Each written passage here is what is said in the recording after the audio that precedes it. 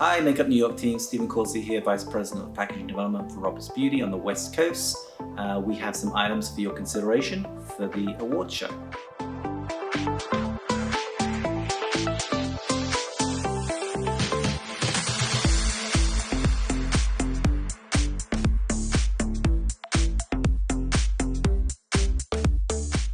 So flat cap pore spout, in terms of sensorial experience, we developed this to provide a different way of dispensing products. It works for powders, works for liquids, and as you can see, you have a simple twist closure that brings the closure from an off position to an on position.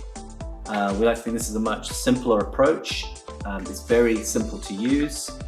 We actually have already sold this already. It's already won an award. It's with a very well-known brand in the marketplace. So for environmental, I already mentioned, we've got a full head assembly, which is a monomaterial, polypro, and I'm using PT. So you can recycle those by separating them. We also can do this in our ocean plastic tubes. So if you want to go for more of a carbon footprint story, we can do the whole thing in ocean polypro and this in ocean PT.